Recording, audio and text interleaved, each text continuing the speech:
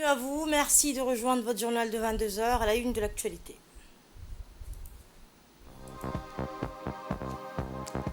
La cinquième réunion ministérielle de l'initiative africaine sur les énergies renouvelables s'est ouverte aujourd'hui à l'hôtel Kempinski Palace. Vous entendrez le ministre de l'énergie dans ce journal. Le plus grand parc éolien flottant du monde a été officiellement inauguré au large de la côte ouest de la Norvège. Les détails dans un instant. Nous sommes le mercredi 30 août 2023. Bonsoir et merci de nous accueillir chez vous. Le président Guelleh dénonce le coup d'État perpétré au Gabon. Le président de la République, Ismaël Omar Guelleh, président en exercice de l'IGAD, condamne avec la plus grande virulence le coup de force perpétré au Gabon où des hommes en uniforme ont déclaré avoir mis fin à l'ordre constitutionnel établi dans ce pays. Le chef de l'État appelle au rétablissement des institutions de l'État gabonais et à la préservation de l'intégrité physique et morale du président Ali Bongo.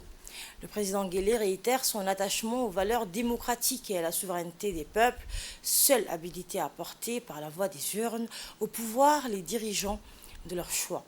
Le président de la République dénonce enfin la récidive ces dernières années en Afrique des coups d'État qui sont souvent contre-productifs aux intérêts et au développement des peuples. Sous le patronage du ministre des Affaires musulmanes et des Biawarf, l'Institut Al-Wasatiyya a organisé une réunion portant sur la promotion des valeurs de tolérance et de modération au sein de la société au siège de l'Institut. Cet événement a rassemblé, outre le ministre, le directeur général de l'Institut, le président de la Ligue des écoles privées arabes et le président des centres coraniques, Abdallah Hassan Aden. Cette réunion a été l'occasion pour les divers acteurs de l'éducation islamique à Djibouti de se réunir et de discuter de la promotion des valeurs de tolérance et de la modération au sein de la société. L'annonce du ministre de la création de bourses d'études destinées aux diplômés de ces écoles islamiques privées a été l'un des moments forts de l'événement. Ces bourses permettront aux étudiants d'assurer leurs études supérieures au sein des institutions partenaires, à l'image de l'université d'Al-Azhar en Égypte.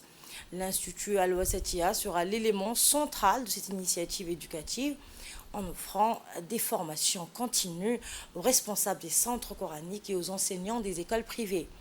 L'objectif est de consolider l'apprentissage des valeurs de modération et de tolérance au cours du cursus scolaire. Les participants ont chaleureusement accueilli cette initiative et ont exprimé leur reconnaissance envers le ministre pour ce point de départ encourageant.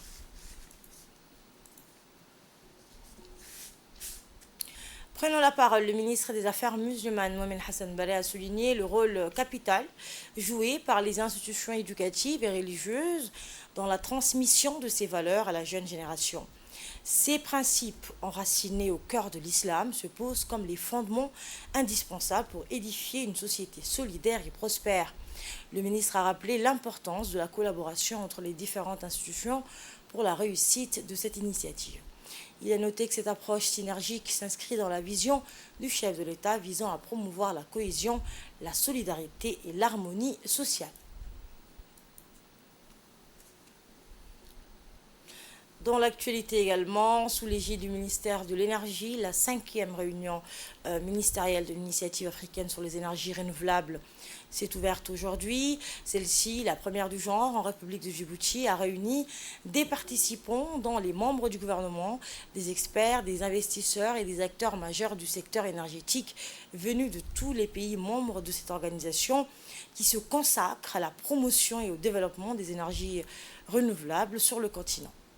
D'autres participants ont également pris part à cette réunion par visioconférence. Dans son allocution faite lors de cette réunion, le ministre de l'Énergie, Younis Ali Guedi, a adressé ses chaleureux remerciements pour le choix porté sur notre pays pour abriter pour la première fois les travaux de la réunion des ministres de l'initiative africaine sur les énergies renouvelables. Pour rappel, cette cinquième réunion ministérielle s'inscrit dans la perspective de la préparation de la prochaine assise du conseil d'administration de l'initiative de l'Afrique sur les énergies renouvelables prévue à New York en septembre prochain. Eh bien, l'initiative de l'Afrique sur les énergies renouvelables est un effort significatif dirigé et pris en main par l'Afrique pour accélérer et augmenter la domestication de l'énorme potentiel des énergies renouvelables du continent. Le ministre de l'Énergie a dans son intervention rappelé que la République de Djibouti a toujours soutenu toutes les initiatives émanant de l'Afrique en général et cette initiative sur les énergies renouvelables en particulier, car les objectifs, a-t-il dit, poursuivis par celle-ci sont en parfaite adéquation avec les objectifs énergétiques nationaux. Voici un extrait de son discours. Est doté d'un potentiel important de ressources en énergie renouvelable, notamment en énergie éolienne, solaire, géothermique, ou encore celles issues de la marée motrice, sans oublier notre fort potentiel en hydrogène vert. Le président de la République, son Excellence Al-Hajj Ismail Omar Guelleh, a donc placé le développement et l'exploitation de ces énergies vertes au cœur de la feuille de route de la politique gouvernementale, avec pour objectif de faire de notre pays un champion en matière de production d'énergie renouvelable et surtout l'un des premiers pays africains à utiliser 100% d'énergie verte et propre à l'horizon 2035. Par conséquent, nous nous donnons les moyens de tirer le meilleur profit de nos ressources d'énergie propres disponibles chez nous à Djibouti afin d'assurer à notre pays un développement socio-économique durable. Il y a lieu de souligner que les assises de cette réunion ministérielle de l'arrêt d'aujourd'hui interviennent donc à un moment où notre pays s'apprête, dans les prochains jours, à mettre en service un premier parc éolien d'une capacité de 60 MW. Dans le contexte actuel international, marqué par la coexistence d'une multitude de crises, notamment énergétiques, et pour faire face au changement climatique, la promotion et le développement de ces énergies doivent être au cœur des stratégies gouvernementales de tous nos pays membres de l'arrêt. Mesdames et messieurs, avant de clore mon propos, je tiens à réitérer encore une fois mes sincères remerciements aux responsables de l'arrêt, plus particulièrement à Dr Chantal Cole, pour le choix de Djibouti d'accueillir les travaux de cette importante réunion organisée dans la perspective de la préparation de la prochaine réunion du Conseil d'administration de l'arrêt prévue à New York en marge du sommet des Nations Unies. Et notre équipe sur place a recueilli quelques réactions lors de cette réunion. Déjà à remercier le gouvernement djiboutien de nous avoir reçus. Aujourd'hui, nous sommes là pour 2 jours. Donc la première partie de notre mission a consisté à faire une plateforme technique de formation sur les autorités de régulation en Afrique. Et cette initiative a été faite pour les Africains et par les Africains parce que ça a été validé par 5 chefs d'État. Donc encore une fois, nous sommes ici pour donner la chance au pays, donc aux Djiboutiens et à Djibouti, d'intégrer de façon, avec une part active, l'initiative. Et donc à travers les recommandations que nous suivons, en N+1, donc l'année qui suit, nous appliquons ces recommandations-là et nous espérons pouvoir réaliser 100% de l'objectif. Donc la phase 1 de Arrêt a été une réussite et nous sommes en train de vouloir entamer la phase 2 de Arrêt. Donc en termes de réalisation à la fin de ces échanges qu'on a aujourd'hui dans votre pays, c'est pouvoir mettre en place un programme d'organisation pour la phase 2 de Arrêt qui va prendre effet très rapidement. Nous avons tenu, nous, en tant que membres du comité technique, nous représentons chacun une région. Vous avez l'Afrique du Nord avec Dr Oumran, l'Afrique centrale et les autres étaient online pour les différentes régions. Les 5 régions étaient là et nous avons eu un échange très productif. Et les recommandations que les ministres ont apportées aux chefs d'État leur seront portées lors du prochain conseil d'administration. Mais nous tenons à souligner que nous, en tant que membres du comité technique, l'intérêt que nous avons porté à Djibouti, c'est l'engagement politique de votre président et de votre gouvernement en termes d'énergie et en termes particulièrement d'énergie verte. Ça, c'est très important. Il faut savoir que Arrêt est né à la COP 21. Peut-être que tous les Djiboutiens ne le savent pas, parce que c'était un engagement politique des chefs d'État de dire nous ferons de notre retard en matière d'énergie une force pour l'avenir de notre continent et donc une force pour l'avenir de la planète. Une chose est certaine, c'est qu'aujourd'hui, avec cet objectif du président de la République qui est 2035, 100% d'énergie renouvelable, Djibouti devient un exemple en termes d'engagement en matière d'énergie renouvelable. Et suivons à présent la réaction du ministre de l'Énergie, Younis Ali Guedi, à l'issue de cette réunion. C'est proprement africaine pour l'Afrique, les Africains et les pays africains. Djibouti, n'étant pas membre de cette organisation. Nous avons sollicité Madame la directrice générale de cette organisation pour pouvoir être membre, mais aussi participer à tous les efforts que nos dirigeants africains aujourd'hui déploient pour une Afrique qui a ses potentiels d'énergie verte puisse produire, mais aussi se développer avec son potentiel énergétique et énergie verte. Nous savons très bien qu'en Afrique, nous avons ces potentiels des énergies renouvelables. Nous voulons l'utiliser, produire, mais aussi déployer pour un accès à l'électricité qui est un accès universel pour nos concitoyens. Nous sommes, je vais dire, à mi-chemin pour notre développement dans le secteur de l'énergie et nous comptons bien entendu avoir aussi nos partenaires africains pour développer cette énergie en Afrique, Inch'Allah. Merci. Voilà donc pour cette réaction du ministre de l'Énergie. Dans le reste de l'actualité, l'école saoudienne a procédé aujourd'hui à la cérémonie de livraison de livres et de programmes destinés aux écoles privées arabes pour l'année 2023-2024. La cérémonie s'est déroulée sous le patronat du chargé d'affaires donc à l'ambassade du serviteur des deux saintes mosquées, Abdelhadi Al-Utaybi, en présence du directeur de l'école saoudienne, Dr Hassan Ben Ali Al-Shahri, le directeur de l'enseignement privé au ministère de l'Éducation nationale, Abdullah Mohamed Jama, le président de l'association des écoles arabes de la société civile de Djibouti, Abdurrahman Abdi Ahmed, des responsables de l'association des écoles privées arabes, ainsi que les directeurs et membres du corps professoral des écoles arabes. Le chargé d'affaires de l'ambassade de l'Arabie Saoudite, Faisal Ben Abdul Hadi Al-Utaybi, a tenu une réunion avec la délégation du ministère de l'Éducation nationale et de l'association des écoles arabes. La tenue de cette rencontre répondait au souci commun de soutenir les étudiants de l'école saoudienne. L'entrevue a été aussi l'occasion d'évoquer les relations fraternelles existantes entre l'Arabie Saoudite et la République de Djibouti et la pleine disponibilité des autorités de Riyad qui veulent toujours œuvrer au renforcement des liens privilégiés unissant les deux pays dans de nombreux domaines, surtout dans le domaine de l'éducation. Les responsables, donc, dans son intervention, Mohamed Moussa Aden, chef du département de l'enseignement privé et des organisations arabophones, a remercié le chargé d'affaires de l'ambassade saoudienne pour la collaboration fructueuse. Pour sa part, le directeur de l'école saoudienne, Dr Hassan Ben Ali, a souligné l'importance de cette initiative qui reflète la profondeur des relations stratégiques déjà existantes entre la République de Djibouti et le Royaume d'Arabie Saoudite. Autre information, l'hôtel Gadilé a abrité une réunion du comité régional de coordination des migrants et du processus consultatif sur la migration des pays de l'IGAD. La conférence est dédiée à la mobilité humaine dans le contexte des catastrophes et du changement climatique des pays membres de l'IGAD.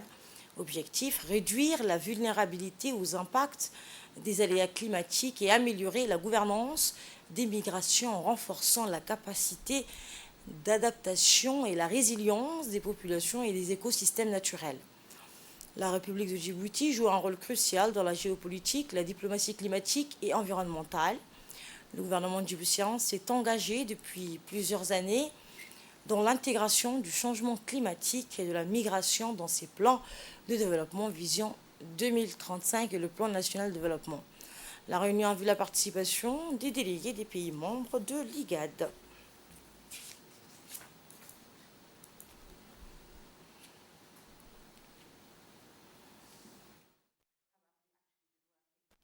Prenons la parole, le colonel Abdelkader Ibrahim Gona, chef du mécanisme national de coordination de la République de Djibouti, a indiqué que l'objectif est de réduire la vulnérabilité aux impacts des aléas climatiques et améliorer la gouvernance des migrations en renforçant la capacité d'adaptation et la résilience des populations et des écosystèmes naturels. On l'écoute. Joue un rôle crucial dans la géopolitique, la diplomatie climatique et environnementale sous la politique clairvoyante de notre président, son Excellence M. Ismaël Omar Guelleh, président en exercice de l'IGAD. Le gouvernement de Djibouti s'est engagé depuis plusieurs années dans l'intégration du changement climatique et de la migration dans ses plans de développement Vision Djibouti 2035 et le plan national de développement 2020 à 2024.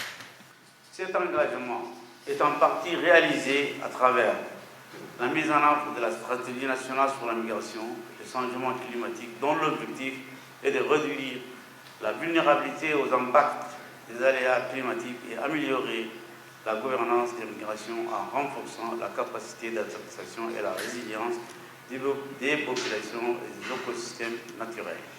La mise en place d'une stratégie nationale pour la gestion des risques des catastrophes et d'un programme d'action national d'adaptation en 2006, l'élaboration d'une stratégie nationale sur le changement climatique en 2018.